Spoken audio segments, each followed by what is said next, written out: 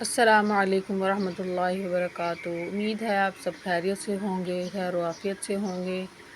ناظرین، آج ہم پڑھیں گے تختی نمبر 1 حروف مفردات۔ یہ ہم پہلے بھی پڑھ چکے ہیں۔ دوبارہ پڑھنے کا مقصد یہ ہے کہ میرے چینل پہ جو نئے آنے والے لوگ ہیں وہ ابتدائی حروف جو ہیں آج کا سبق سن کے دوبارہ سے ٹھیک کر سکے۔ مطلب جو حرف کا ادا کرنے کا جو صحیح طریقہ ہے، اس کے جو مخارج ہیں، اس کا وہ جو تلفظ ہے، مین چیز بنیاد پہلی تختی ہی ہوتی ہے۔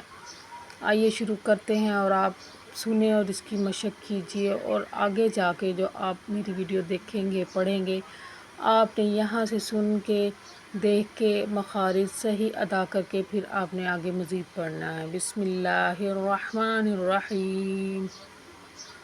اس تختی کے اندر کل 29 حروف ہیں۔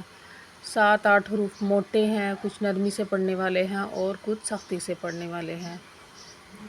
الف، با، تا، سا، جیم۔ اچھا، کچھ بچے پڑھتے ہیں الف، الف نہیں پڑھیں گے، الف، الف منہ کے خالی حصے سے ادا ہوتا ہے۔ با، با کا مخرج کیا ہے؟ دونوں ہونٹوں کے آپس میں ملنے سے با ادا ہوتا ہے، اور ملنا کون سا ہے؟ ہونٹوں کے تری والا حصہ، جو اندر والا حصہ، ٹھیک ہے؟ ہونٹوں کے اندر والا حصے کے ملنے سے با ادا ہوتا ہے، با۔ اور اس کے ساتھ الف ہے تو اس کو ایک الف کے برابر لمبا کریں گے۔ ایک الف کی مقدار ایک مٹھی کو کھولنے یا بند کرنے میں جتنا ٹائم لگتا ہے، تو ان حروف کو جن حروف کے ساتھ صرف ایک الف لگا ہوا ہے، ان حروف کو ایسے ہی ایک الف کی مقدار برابر کھینچ کر پڑھنا ہے۔ با، با ایسے بھی نہیں پڑھنا، با، تا ایسے نہیں پڑھنا، با، تا۔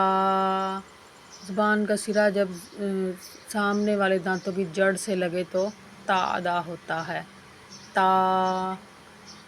سا، سا کا کیا مخارج ہے؟ سامنے والے دانتوں کے کنارے کے ساتھ زبان کا سرا لگے تو سا ادا ہوتا ہے۔ سا کو نرمی سے پڑھتے ہیں، ٹھیک ہے؟ اس میں نہ ہی سیٹی کی آواز آنی چاہیے نہ ہی سختی کی آواز آنی چاہیے، اس کو بالکل نرمی سے پڑھیں گے۔ سا، سا، زبان کا سرا سامنے والے دو دانتوں کے کنارے کے ساتھ لگا کر سا ادا ہوگا، سا۔ جیم۔ اچھا، جن حروف کے اردو کے اندر مد آ رہی ہے ان کو مد ہونے کی وجہ سے 4 الف کے برابر کھینچ کر لمبا کریں گے، ٹھیک ہے؟ مد کا جو بیان ہے، مد کا جو تفصیل ہے وہ میں آگے سمجھا دوں گی۔ جو مد والی تختی آئے گی اس کے اندر میں آپ کو اس کی تفصیل مد کی بتاؤں گی۔ جیم، حا، حا، خا،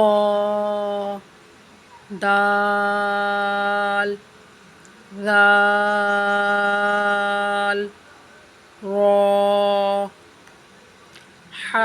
حلق کے آخری حصے سے ادا ہوتا ہے، حلق کے درمیانی حصے سے ادا ہوتا ہے، ٹھیک ہے؟ حا اور عین کا ایک ہی مخرج ہے، یہ حلق کے آخری حصے سے ہی ادا ہوتا ہے، درمیانی حصے سے خا ہوتا ہے۔ حا،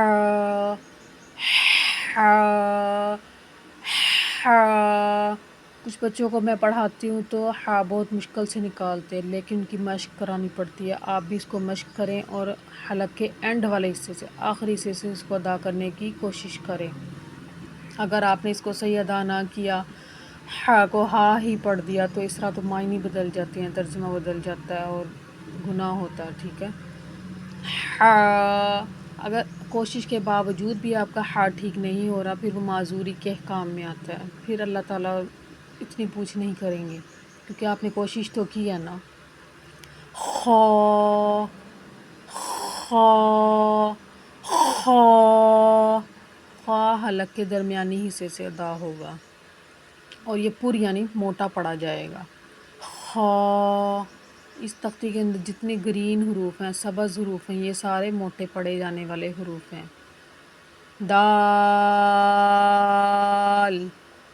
تا اور دال کا ایک ہی مخرج ہے، تا بھی وہیں سے ادا ہوتا ہے، زبان کا جو کنارہ ہے وہ سامنے والے دانتوں کی جڑ کے ساتھ لگے، اور دال بھی ایسے ہی ادا ہوگا، زبان کا کنارہ سامنے والے دانتوں کی جڑ کے ساتھ لگے اندر، یعنی جو جڑ جہاں سے مسوڑوں کے ساتھ لگے تو دال اور تا ادا ہوتا ہے۔ زال، زال اور سا کا بھی سیم مخرج ہے، ٹھیک ہے، زال بھی نرمی سے ادا ہوگا، سامنے والے دو دانتوں کے ساتھ زبان کا سرا لگے تو زال ادا ہوگا، سا کی طرح ہی اس کا مخرج ہے، ویسے ہی اس کو پڑھنا ہے، آواز تھوڑی چینج ہوگی۔ زال، را، را پر حروف ہے، اس کو موٹا کر کے پڑھنا ہے اور ایک الف کے برابر لمبا کر کے پڑھنا ہے۔ را، زا، زا جو ہے یہ سختی والا حروف ہے، اس کو تھوڑا سا سختی سے پڑھیں گے۔ زا، سین، سین میں سیٹی کی آواز نکالنی ہے اور اس کے اندر مد ہے، اس کو زیادہ لمبا کریں گے۔ سین، شین، شین، صاد، ضاد، یہ دونوں پر حروف یعنی کہ موٹے پڑھے جانے والے حروف ہیں، ان کے اندر مد ہے اس لیے ان کو لمبا کریں گے، اور ان کے آخر میں جو دال ہے یہ حروف قلقلہ میں سے آتی ہے۔ حروف قلقلہ 5 ہیں، اگر وہ ساکن ہو جائیں تو وہ ساکن ہونے کی حالت میں تھوڑے سے ہلا کر پڑھے جاتے ہیں، تو دال چونکہ ادھر ساکن ہو رہی ہے اس لیے تھوڑا سا ہلا کر پڑھیں گے۔ صاد، ضاد۔ آج کے لیے اتنا ہی، چینل پہ نئے ہیں تو سبسکرائب کریں، لائک کریں، شیئر کریں۔ السلام علیکم ورحمۃ اللہ وبرکاتہ۔